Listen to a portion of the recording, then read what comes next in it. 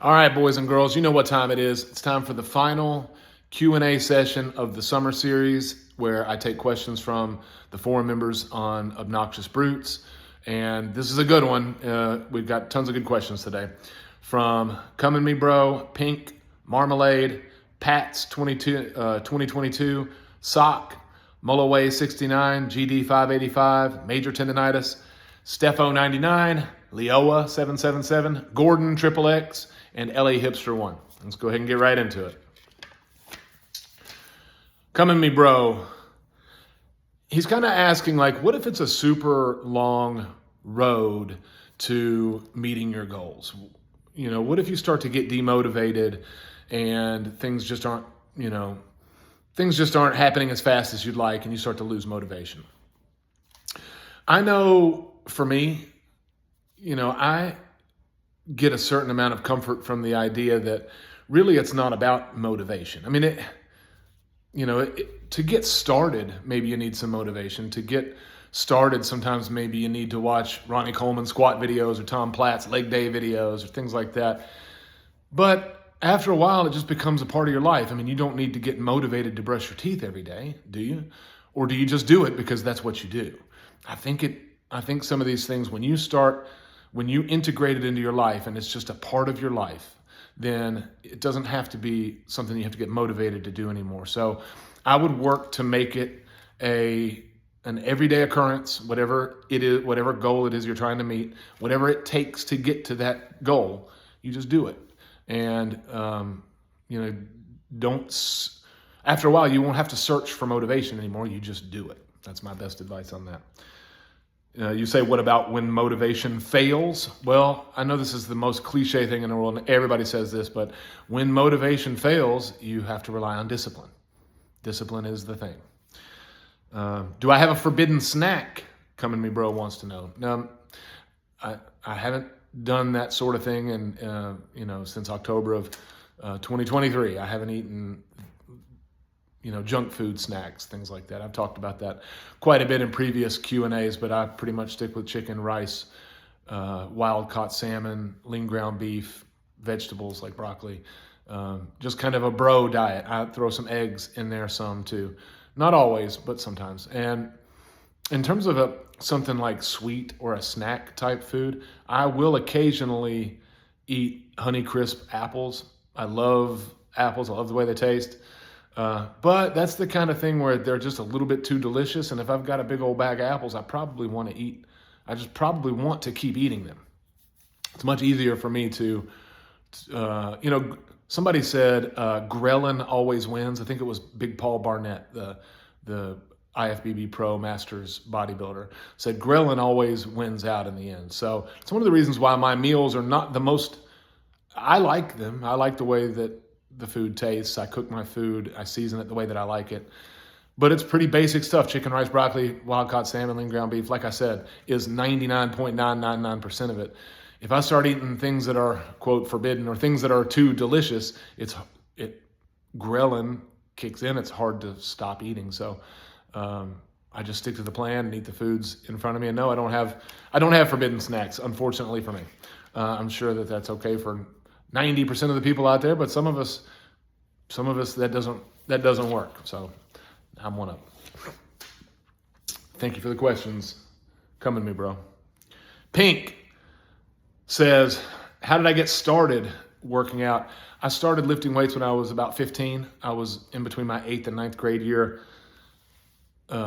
playing football, and that's when our group started lifting weights. And I remember not being the most gifted or talented lifter in the world, but I think I had the second best bench press out of all the 8th graders moving up to 9th grade that summer. That first summer of lifting, I think I bench pressed 200 pounds. We had a guy that benched 225, but I either got 185 or 200, and it's a long time ago now. That's 30 years ago, so 30 plus years ago. So. But yeah, started lifting weights for football. And when I stopped playing sports in high school, when I graduated from high school, when I was, 18, graduated from high school, and I didn't love the way I looked anymore. I remember kind of stepping on a scale and going, geez, I think I weighed 237 or something like that. And I wasn't like, you know, morbidly obese or anything like that. But at 237, and I had not been playing any sports or lifting weights or anything for like a few months at that point, or maybe a year. I can't remember how long it was after high school that this weigh-in took place, but it was sometime after high school. Stepped on the scale, and I was unhappy with that 237 number and the way I looked. And so I started really getting into it again, but really, I had Dorian Yates's pictures up on the refrigerator, and, was very serious about it. And I stayed very serious about it for another 10 plus years after that. It wasn't until, I was about 30, and I've told this story before in previous Q&As. It wasn't until I was closer to 30 when my weight started piling on. So I was, I was a personal trainer in my 20s. So, I always lifted weights. So I've been lifting weights essentially for 30 years now, with that maybe that little period of time after graduating from high school or after finishing sports in high school, until I kind of, it was less than a year. I mean, it was some period of time where it was enough for me to start getting a little chubby, and I went, ugh, this isn't good. So that's kind of how that story happened. Who were my influences? What were my influences as a kid that made me want to look good? But, like I said, I was really more 18, 19 when I really started hitting it hard. I was doing it at 15 because they made us, basically, for football and wrestling and the other sports that I played. I played a little basketball too. City league, not high school. But the wrestlers, since you asked about wrestlers, the wrestlers I grew up watching, man, I was born in 1980. So the people that I was watching as a kid were Hulk Hogan, Brutus the Barber Beefcake, the Ultimate Warrior, the best physiques ever, Hawk and Animal, the Road Warriors. Those were the kind of people that we were watching growing up. And I watched Rocky more times than I could count. I mean, all the Rocky movies, I watched them more times than I could count. So Sylvester Stallone, I watched some Arnold Schwarzenegger stuff too, but back then when I was a kid, it was all about Sylvester Stallone stuff for me. But yeah, I was into professional wrestling when I was a kid, and that certainly, motivated me to some degree. But really, the people that motivated me when I was 18 or 19, and I was really hitting it hard, were, that was 1998, 1999, 2000. So it was Dorian Yates, Ronnie Coleman, Jay Cutler. Those were the kind of guys I was looking at in Flex magazine. Bill Phillips had his Muscle Media magazine, and he wrote Body for Life. Back then, I was following that type of diet plan. Funny enough, that's exactly what I do now. You can go back and read Body for Life, and that's exactly what I do now. Without the shakes, his big thing was, that was a marketing tool to sell protein shakes. So 3 meals, 3 protein shakes. I just do 6 or 7 food meals of chicken, rice, broccoli, whatever. But yeah, those are the kind of physiques and people that motivated me in terms of working out. And then when I got to be about 30, it started to be more power lifters. It was all about, my friend Wade Johnson was a great lifter, and I had access to him. I was right there in his gym with him a lot of times. For months at a time. But Donnie Thompson was a great power lifter back in that era. And so those were the kind of guys that were motivating me back then. The guys at Westside Barbell, Louis Simmons, Brandon. For some reason, Brandon's last name is not coming to my mind right now. He wrote a book called The Cube Method. Jim Wendler, huge influence on me. I read every word he ever wrote, have every book he ever wrote, have multiple editions of the books that he wrote. Was a great influence to me in terms of powerlifting back in that era. Now, who are the guys that kind of, that I like now? I watch all the, I watch all the same stuff that you guys watch. I mean, I like Sam Sulik. Seems like a good kid. He's about my kid's age, but all the former big pros, Jay Cutler, Lee Priest, I watch all of their content when it comes out. I like Dave Palumbo. I watch Dave Palumbo's stuff too. So anyway, yeah. Thank you, Pink. Marmalade, favorite Bible character. Favorite Bible character.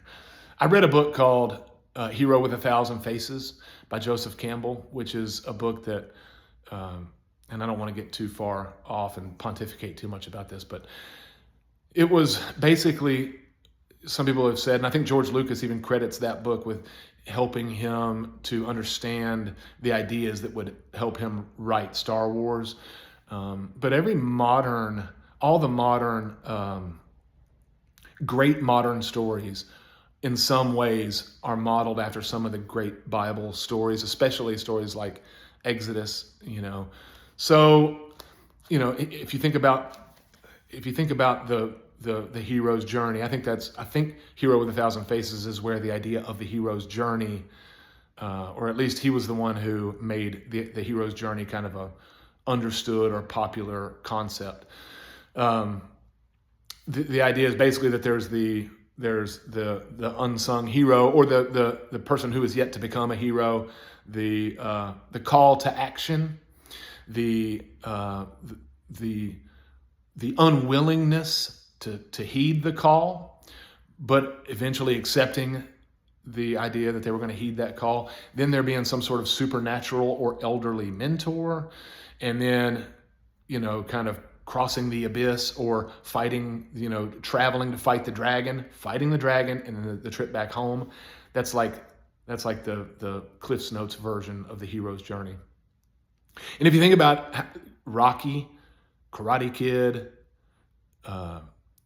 George Lucas's films, Star Wars, especially the original ones. There's a great book series called Aragon. I don't know if you guys have ever heard of that before, but Aragon, Lord of the Rings, has some similar themes in there too. Anyway, a lot of that can be traced back to the stories that those early authors told 2,000, 3,000 years ago, like the story of the stories in the book of Genesis or the book of Exodus. So anyway, who's my favorite character? Maybe somebody like Moses, who went on his own hero's journey. So yeah, maybe let's go with Moses. How about that? One of my favorite Elton John songs. To be honest with you, Elton John's not really my kind of music. Nothing wrong with that. I know he's a great piano player. I know he's thought of as a great singer too. It's just not my kind of thing. The most Elton John, the song that I've heard the most from Elton John, to be honest with you, is probably the performance he had with Eminem of Stan at the Grammys back in, it must have been 2002.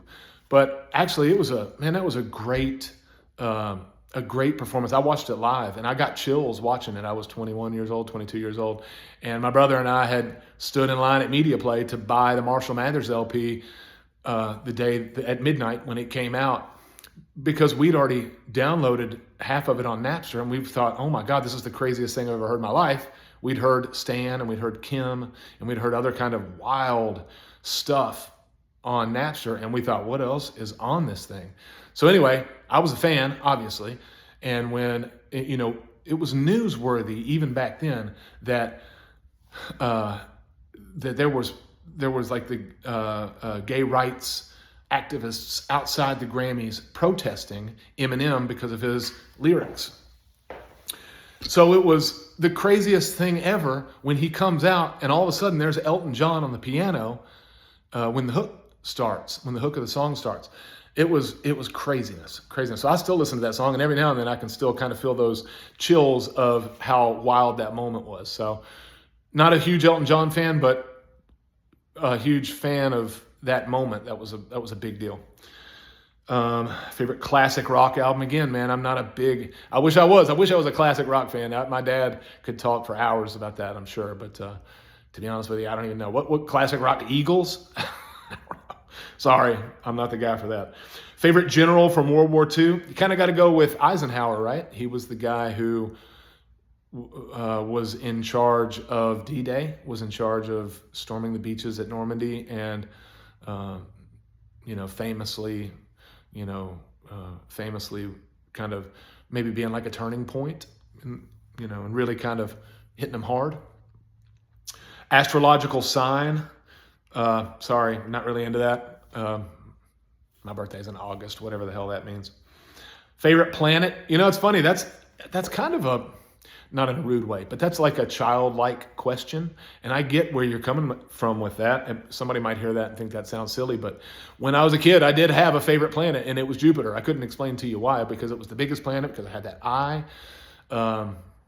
But at this point in my life, I wouldn't say, I'm more interested in planets that may have some sort of life on it, like Kepler, some of these other planets that they found in the habitable zone that may have life out there. And to me, it's more interesting to speculate about that kind of a thing. I wrote a book about that kind of, that exact thing, about kids traveling to, about humans, a human colony ship traveling to Kepler. I think 438b was the denotation of the planet. So Kepler 438b. And their kind of hijinks and their shenanigans when they arrived at this new planet. I made a big thread about it years ago on the old OG MISC. A lot of people liked it. It was called Jamie Jones and the Sons of Noah, written by yours truly. Still available at like barnesandnoble.com and places like that. If you have any interest, it's short. It's 100 pages, something like that. But I wrote that back in 2016. I think it's probably worth a quick read. Am I an alien? Sorry, not an alien. I wish I had some funny way to answer that. Thank you for the questions, Marmalade. Pats, 2022, SB, win. What's my biggest injury? I talked about this a little bit last week. I had I tore the muscle belly of my pec one time doing overhead pressing, and I could hear it, man. It was like ripping construction paper. I could hear it over my headphones. It was bad. I couldn't put a hoodie on for weeks. I couldn't press anything for weeks and weeks and weeks. That finally healed up. I injured something in my low back at the last powerlifting meet I did in 2014 on a squat. Total 1,500 that day. That was my best powerlifting meet. Squat 560 that day. Other than that, it's been like, it's nothing particularly interesting, but small stuff, tweaking my hamstrings here and there, tweaking my hip here and there, tendonitis in my right arm, ankle. I've twisted my ankles. I've got ankle issues, man. I've never been to the doctor for it, but I have injured these ankles more than I can tell you. Luckily, nothing too severe. Like I said, I'm 99% sure I tore the muscle belly of this. I'm 100% sure I did. I just don't have a X-ray or MRI to back it up. I tore this muscle belly, or tore some scar tissue, tore something in there. But other than that, I've managed to skate by without really screwing anything up terribly. Thank you for the question. All right, so Sock Man, let's call him. He says he doesn't have a belt squat. He doesn't have a hack squat, but he wants to know what he can do that's like a gym hack to be able to do something like those things. He might be referring to the fact that I did. When you see people doing a belt squat, the average powerlifter doing a belt squat sits back really hard. So they sit back really hard and then push forward. So it's like a heavy powerlifting back squat where your shins are vertical and your hips go back. And you can push a lot of weight that way. You only have to go to a roughly parallel and then push forward. That's not how I do them. He might be referring to the fact that I do them more like a pendulum squat or more like a hack squat where the knees are like a Tom Platz hack squat where the knees are over the toes and the butt shoots forward, heels are up. There was somebody on the forum that goes, is this a real thing that you're doing here with the squats, or are you just an idiot? And well, not to sound arrogant or anything, but look at my legs. I have big, powerful legs. Certainly the best thing I've got on me is these quads and hamstrings and calves. And it's not by magic. That's because I know how to put tension on my legs. I probably have good leg genetics for them looking big and muscular and full because I have short femurs. But anyway, how would I replicate something like that in this belt squat I have sitting here right beside me? How would I replicate that sort of thing without this belt squat or that hack squat? Here's what I would do, and I have done it many times over here. I would use a weighted vest, probably start with body weight. I've done progressions before where I'll go weeks and I'll do, say, 5 sets of 10 body weight squats, and you can see these in my videos, on my leg day videos, where I do these. But you can also look, Sam Sulik does these sometimes too. He calls them sissy squats, and it is like a sissy squat. But you just allow your knees to go over your toes. You're holding on to something in front of you, and allow your knees to go far over your toes and come back up. And maybe I would start off by doing 5 sets of 10 of those, something like that, 3 sets of 10, whatever. Work my way up to 5 sets of 10, then put on a weighted vest or a 10-pound chain around your neck or whatever it is. Hold on to a 10-pound dumbbell at first, a 20-pound dumbbell, whatever. And then so work up to, maybe start at 3 sets of 8, work your way up to 3 sets of 10, 5 sets of 10, whatever. Then put a 20-pound weighted vest on, a 30-pound weighted vest. And that allows you more mobility too, because you're not, in this case, or in the hack squats case, I'm tied to a certain, I'm allowed to move freely around the hips on my hack squat, but I'm stuck here. On the belt squat, I'm free to move around up here, but I'm stuck at my hips because of the belt at my hips. With a weighted vest, you still essentially have freedom of movement and do whatever you want to and get full range of motion on those quads. So maybe something like that, and progress your way from body weight, a little bit of weight, a little more weight, a little more weight, whatever. And you can do that until eventually, I don't know, maybe you're holding if you don't have vests, I've got all different vests here with different weight amounts, but you could get to where you're holding on to something in front of you with one arm and hold on to a 30, a 40, a 50-pound dumbbell in the other. You could always get a belt, just a belt, and tie something around your waist. Tie a dumbbell around your waist, or tie a whatever, tie a plate around your waist if you're standing up on something, and allow that thing to fall in between the two plates. That'll allow you to have full range of motion. So that's probably what I would do to replace those things in terms of getting full range of motion, getting a hack squat or a belt squat, pendulum type of full, even like exaggerated range of motion. Thank you, sock. Mulloway 69. Anything, let's see. Was there anything mindset related or mindset changes that I made that finally helped me break the cycle of yo-yo dieting?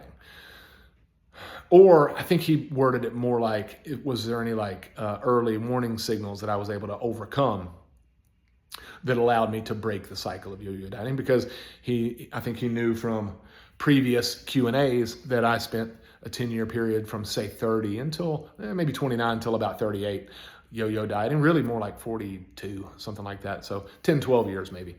How did I break it, and what were the early warning signs? Again, I've told this before, but I remember sitting right on those stairs right there, sitting right there, talking to my training partner who was, we were just sitting around getting ready to lift. Must have been leg day because I'm pretty sure I was putting on knee sleeves or something like that. And I just remember telling him, I said, whatever I do now, I'm tired of being fat. I'm tired of going up and down in weight. And whatever I do, it can't be injections. It can't be pills. It can't be, weird diets. It can't be fad diets or anything like that. It has to be something that I can do for the rest of my life that's completely up to me. Because if it's something external, then when that external thing goes away in a year or 2 or 3, then I'm back to where I started and I'm back fatter again, and I've gained more than I lost. It has to be something that I can do permanently for the rest of my life. And that was a mindset switch that I made that changed me permanently. When I would do these like keto diets, or I would do, fasting diet, whatever it was, it all felt very willy-nilly. It's like, okay, well, I'll do this now and then we'll see what happens after the diet's over. But then in the back of my mind, I always thought to myself, okay, I'm going to do this for the rest of my life. I'm going to do this for the rest of my life to maintain, or I'm just going to, if not, what happens? I'm going to wake up one day 500 pounds, 600 pounds. And once I made up my mind that I'm doing, the plan is for life. The plan is forever. Once I made that switch, it's like I don't have to think anymore. Okay, well, should I just, I could probably go back now and eat some junk food. And is that probably true? Yeah, probably. I've probably built up enough discipline now that if I wanted to use moderation. But you could probably say that of, how many beer drinkers think that? How many former alcoholics think that? How many former drug addicts think that? They think, well, how many times have you heard them say, oh, I could handle a beer. I could handle using these drugs just this one time or whatever. And then they get back into full-blown addiction again. I'm not comparing food addiction to alcohol and drugs, whatever. I don't want to minimize anybody's anything, but yeah, I think that there are probably some similarities there. And so for me, that idea that it's for life, once I accepted that, boom, done. Okay, for life. Next question. Will I ever go back to eating in moderation? Well, what do you think based on what I just said? Yeah. I adopted that change for life. What if I lose steam during, say, a cut or something like that?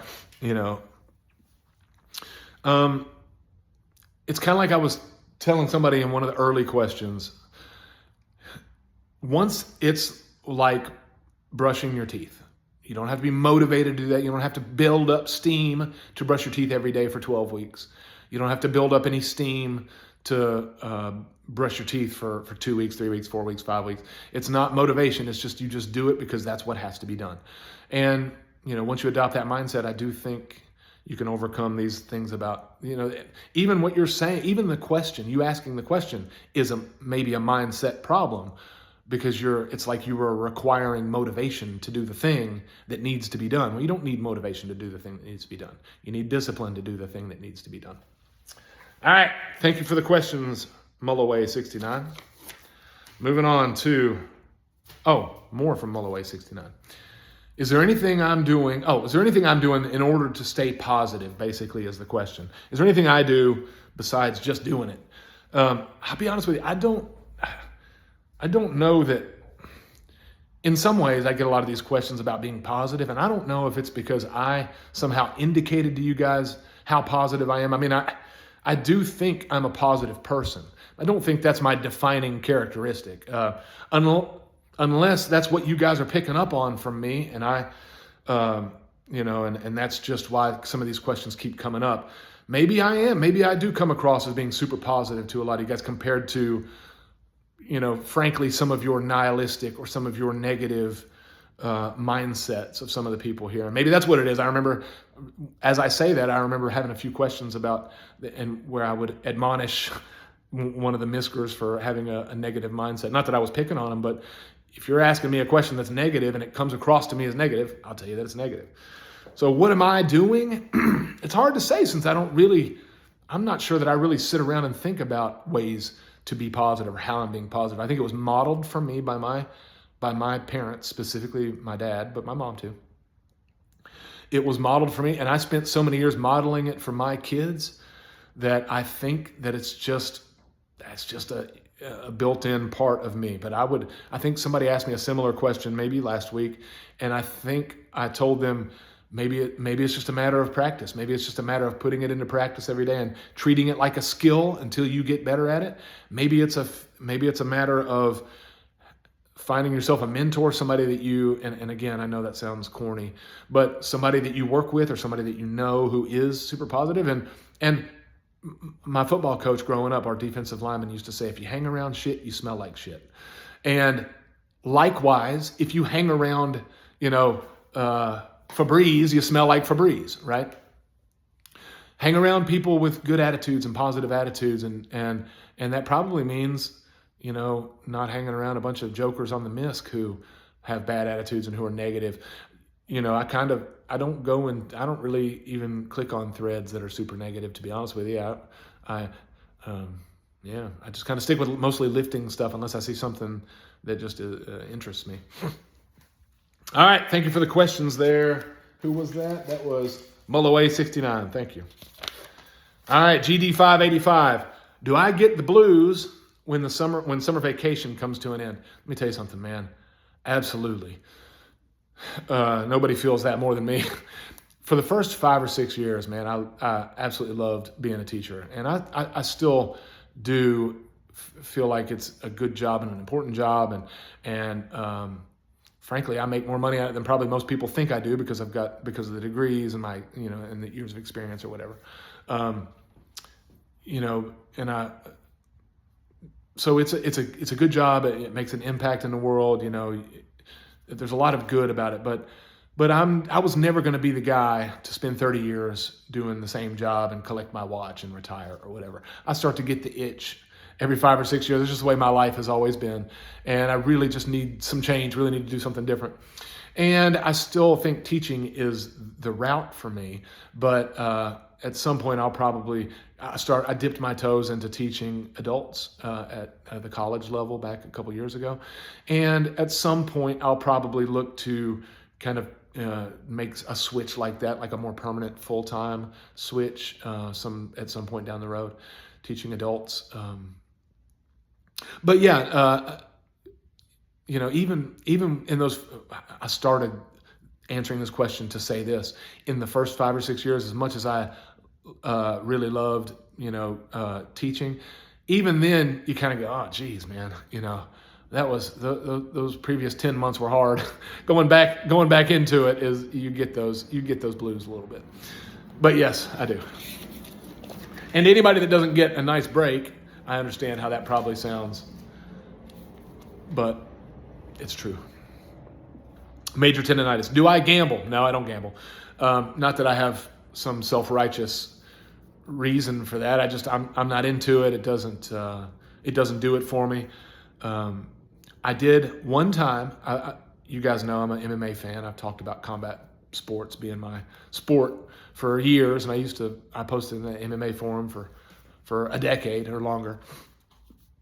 So I did one time make a bet. I think it was a Frankie Edgar card. This must have been 20 years ago or 15 years ago on one of those gambling websites but I didn't understand how it worked. I thought I was picking Frankie Edgar to win. I don't know, somebody else to win.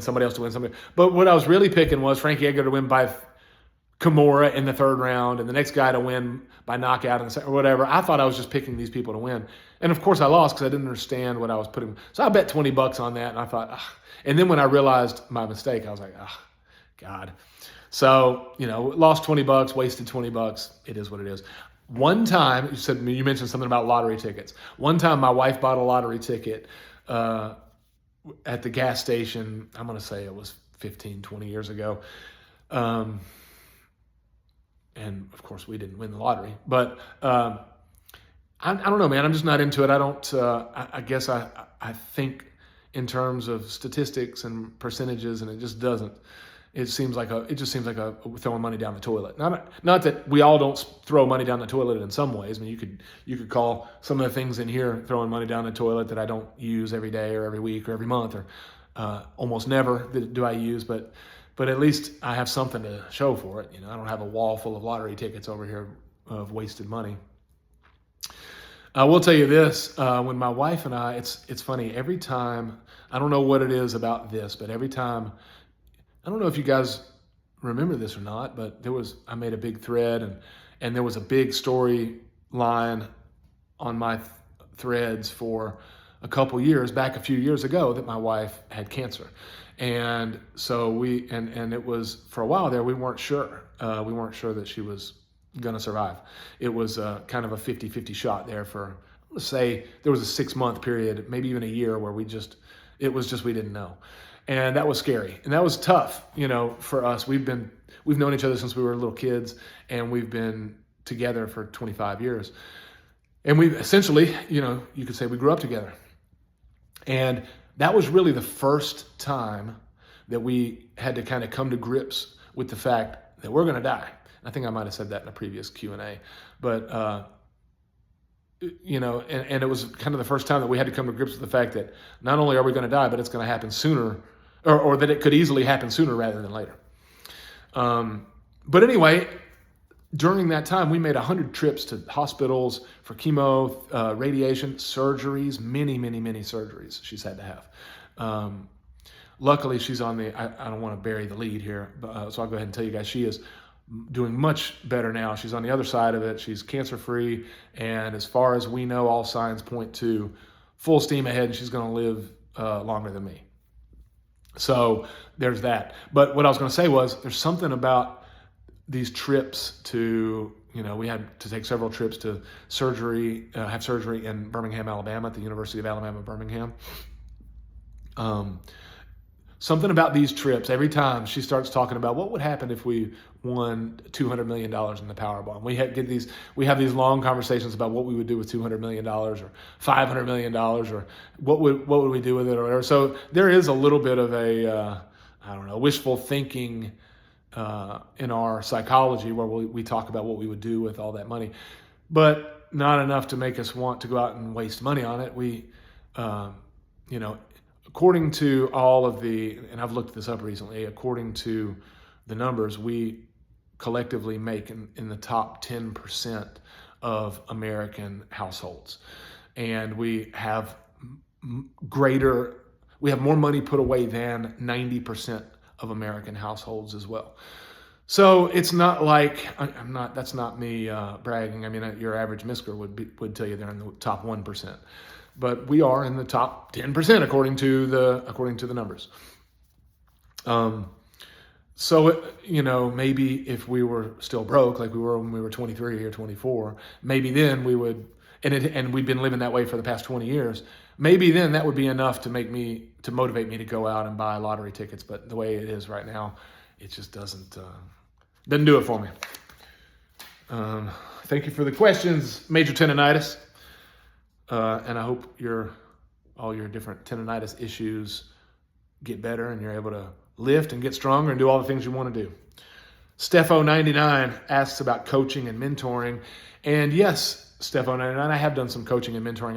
I mentioned a book that I wrote for another question earlier on, but I wrote another book called Beat Last Week, in which I wrote about my time, at least when I wrote it, it was talking about the first year or so that I was working with a young lady named Haley, who's a D1, she was a D1 softball player at Culver Stockton College. She had a scholarship to play softball there. I started working with her when she was in high school, and she had just a ton of injuries, just a metric ton of different injuries, and we got her stronger and faster, and she was hitting harder, throwing harder, all that stuff. Went on to college, played in college. She had a couple of concussions, but anyway, I worked with her for several years, and that we basically just ended with that because she's not playing college softball anymore. She's out of that, so.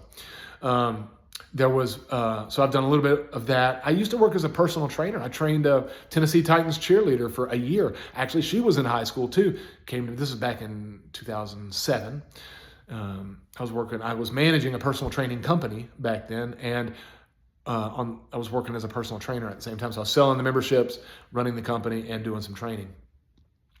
She came to me. I helped her make I got her trained, I did her strength and conditioning program, got her ready. She tried out for the Titans, made the team, and I trained her for her first season as a Tennessee Titan back in 2007, 2008 Titans year. My sons and, my son, Jeff, who's he was a Marine. He was a power lifter, and he's in the book that I was just talking about, Beat Last Week. I wrote maybe a whole chapter about how I trained him from a high schooler on up to be a power lifter, and for his first powerlifting meet, not to necessarily be a power lifter, but for his first powerlifting meet, and trained him up to join the Marines. And he was in good shape. He was let me tell you something, he was bulletproof going into boot camp, so ready to go. But yeah, I've done some stuff like that, mostly on a very small scale, and I've thought a little bit about maybe, doing some coaching. I do work for the school system, so I could always take a coaching job somewhere if I wanted to, but at this point, I'm pretty happy with the way things are. I also have I have a nurse practitioner that I work with that I train in person here in this gym. I train my dad here in this gym. And I just started just recently with a coworker who wants me to do her programming for her lifting. She used to be a CrossFit type person, and she wants me to program her workouts for her. And we just got her started, got her set up on the workout, and I'll be running her numbers for a little while for us. Small fee.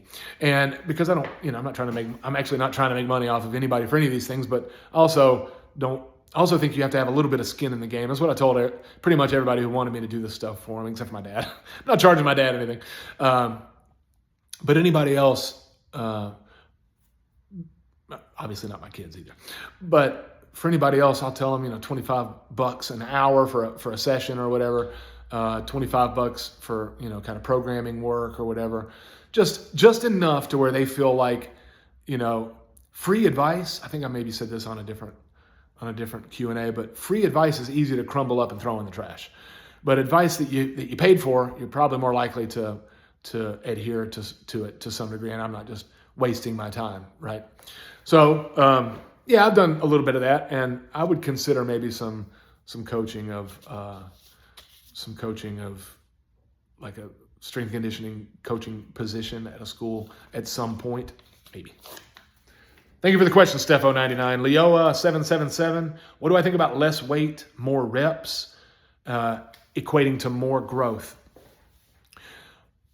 The first time I remember really thinking about the variables, first time I remember thinking about lifting weights as a science there was a book series called Brawn and Beyond Brawn and Further Brawn. So the Brawn series by a guy named Stuart McRobert. And I remember reading those books and the MISC knew about these books back in the day. I'm talking like 2004, 2005. That's roughly the time that I read those books. And he described it better than anybody ever. I've read all the books over the years, but those books, he really described it well. He said there are essentially three variables: intensity, volume, and frequency. And, now that's common with social media. That's common knowledge. Everybody knows that. But if you think about, here's my thought. Now, before I go back to the volume, frequency, and intensity, let me tell you a little story. When I wrote my book, Beat Last Week, sounds like I'm trying to sell you guys a book or whatever. It is available at barnesandnoble.com, just saying. When I was writing that book, I was researching the different programs out there. And by researching the programs, I mean pouring through my books. One of the books that I love is called The Purposeful Primitive by a guy named Marty Gallagher. He was an IPF world champion powerlifter and one of the great powerlifting coaches. Coached Ed Cohn at a certain point, who's the greatest powerlifter that ever lived by many standards. And for some reason, the name of the powerlifter that I'm referring to right now, Doug. Oh man, I can't remember the name of the powerlifter right now off the top of my head, but he went on to head one of the major powerlifting organizations. I think it was the APF. His entire workout routine was 1 rep of squat, 1 rep of deadlift, and 1 rep of bench press per week. Not 1 set, 1 rep. So when he was getting ready for powerlifting meets, and he was 12 weeks out or 16 weeks out or whatever, he would do a squat day and a bench deadlift day. And if I'm wrong, it was a squat and bench day and a deadlift day. And he would work up to 1 rep of squat. So let's say he was squatting 780 pounds that day or whatever. It was probably more than that because he was a single ply geared lifter. Let's say he was going to squat 1,000 pounds at the end of a 12 or 16 week powerlifting cycle. He'd go in and he would do 1 rep in week 1 with 780. Okay. Week 2, 1 rep with 800. Week 3, 1 rep with 820. Okay. And the same thing for squat, deadlift, and bench.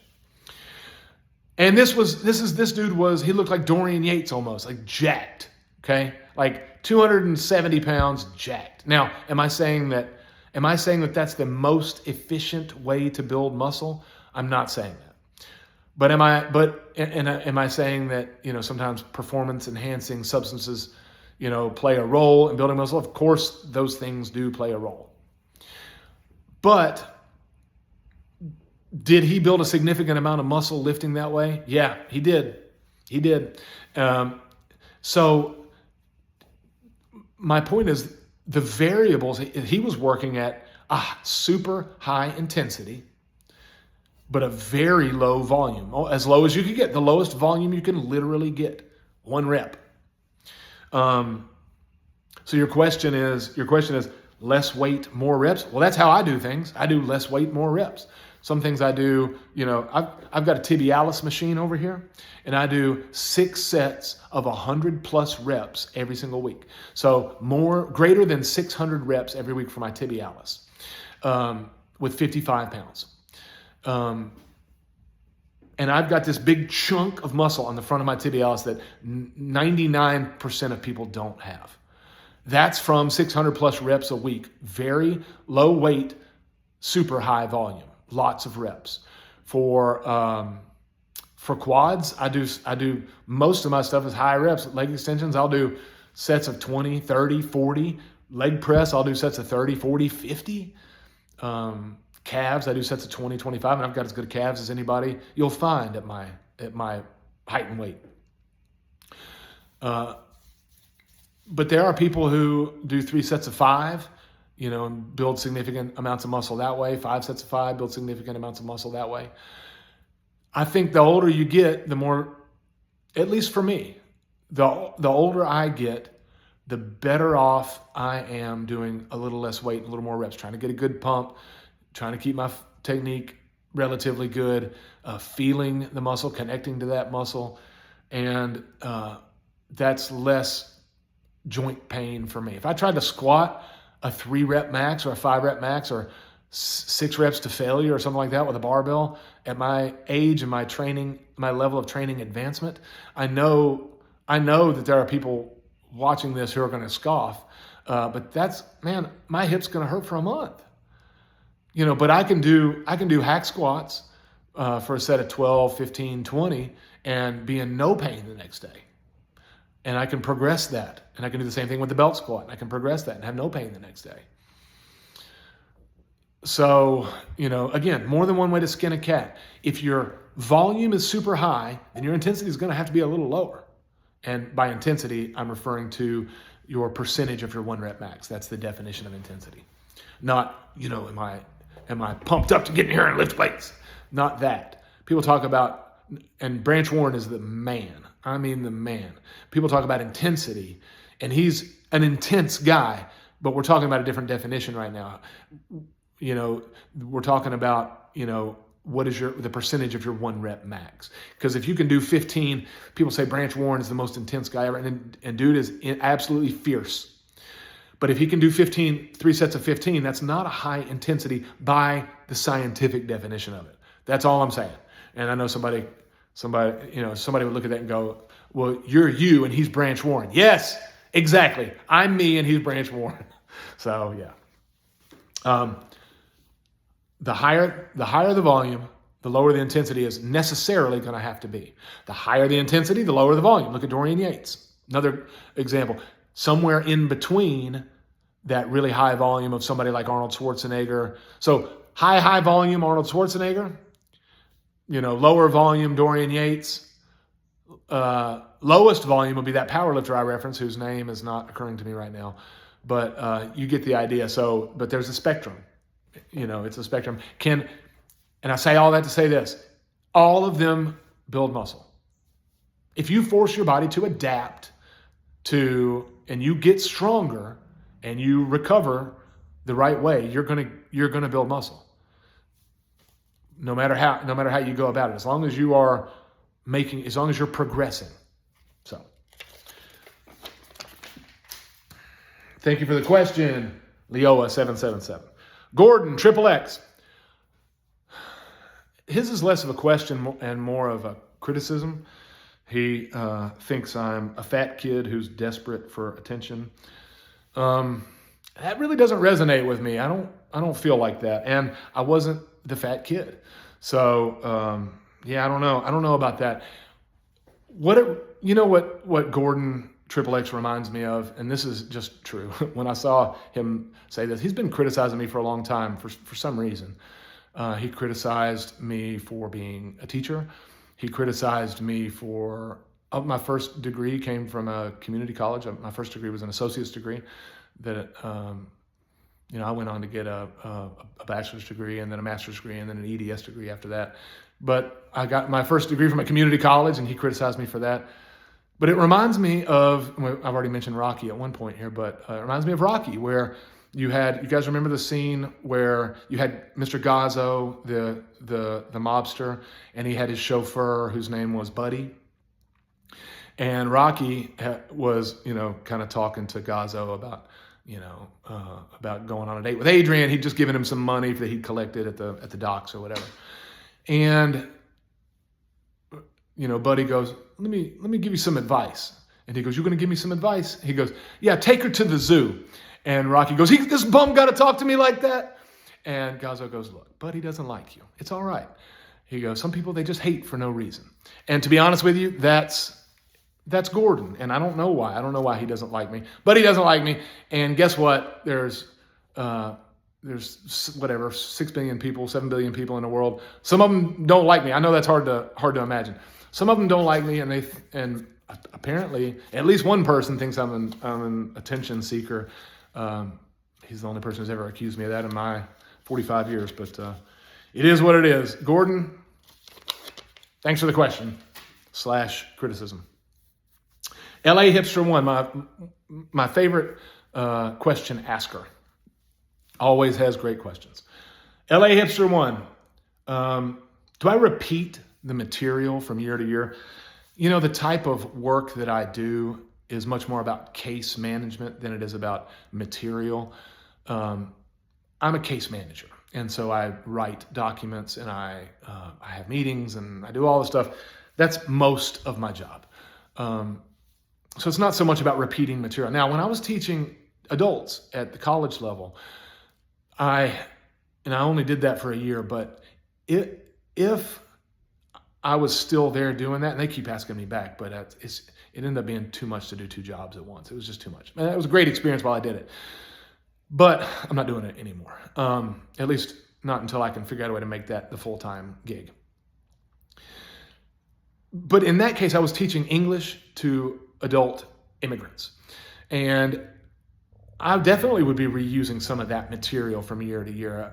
As I learned and got better at it, there were certain books that were part of the. It wasn't a curriculum, not at least with respect to how people think of a curriculum as being like a scripted type of thing. It wasn't anything like that. There were certain books that were recommended for us to teach, certain nonfiction textbooks, but also certain pieces of literature that we were expected to teach too. And I had to develop a bunch of different PowerPoints and different things like that. And so I would be reusing some of those things and fine-tuning them as I got better at it. But eventually, after maybe say 5 or 10 years of that, I could imagine it would get to the point where you really got really good at it, and you would be reusing, once you found what really worked with those people, you would kind of reuse a lot of the same material. So yeah, I wouldn't have a problem reusing it if that was necessary. Let's see. Oh, can you have my spot as a moderator on the board? Yeah, I've never had any aspirations to be a moderator on a message board. I've got my own job to do, and I'm not looking for any extra side work. So yes, LA Hipster 1. Matter of fact, you can have that spot if I have anything to say about it, which I don't. But you have my recommendation too. I think you're a good guy. Female Miskers. Should we have more or nah? The ones I don't get it. I've never been really around the ones that cause all the issues. I don't know a whole lot about them. All I know is thread titles. I don't click on that kind of stuff. But the ones that I thought were friendly and easy to get along with and made good posts and posted my threads and stuff like that, like Legs and Rabbit. Was it Rabbit JBZ or Rabbit something? But yeah, Miskers like Kim 4. Yeah, I mean, more like those, sure. That's kind of like asking. That's kind of like asking, should we have more male Miskers? Yeah, more of them like LA Hipster, or more of them like Gordon Triple X? More like LA Hipster. Yeah, smart guys with good, good questions and good, good, interesting thoughts and things to say. Yeah. in my 30s, did I already have a handle on career, family, and education? I had a handle on family from early on, probably earlier than most. That's the thing that I was good at. I always, got married to my wife when I was 22. She was still 20 when we got married, and we started having kids, and we did the best we could, and I think you could argue we did a great job. We didn't, we always had jobs, and we always had, those kids were always taken care of, and we always had enough money to make things work and all that. It wasn't until, and we always had jobs that paid the bills and all that kind of stuff. But I was never happy with my career. There were some jobs that I liked. I was a trainer for a while, like I said, and I liked that.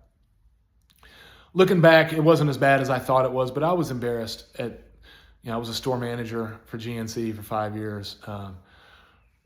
Things like that, jobs like that were embarrassing to me because I thought, and this is a little bit of ego talking, and absolutely nothing against people who work in retail. Because like I said, I did it myself for many, many years out of those 20 years.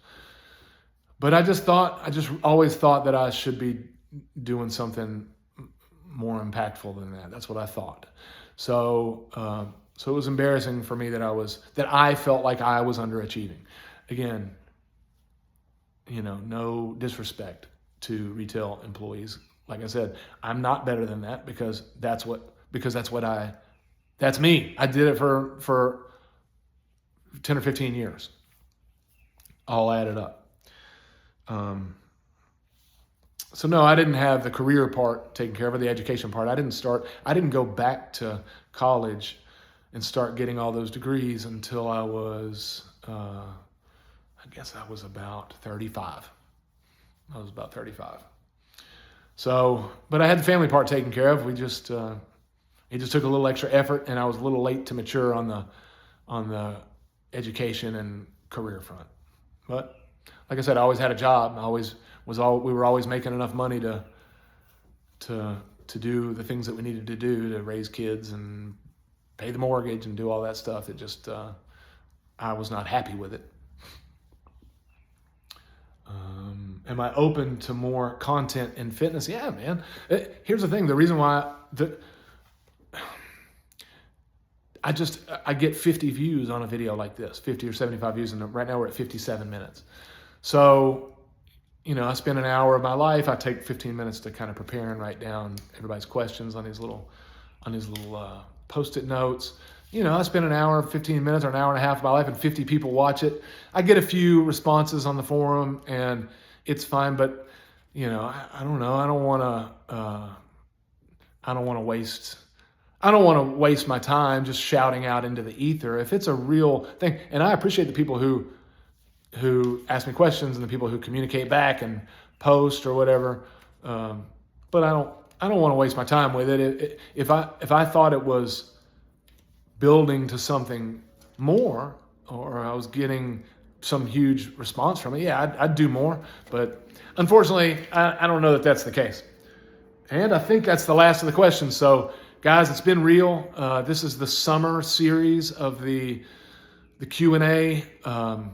Who knows? I'll probably do it again next summer. And I might do it again now that I've done these and I've gotten a little bit more confident behind the camera, talking to you guys. Maybe I could do it again at Christmas over the break.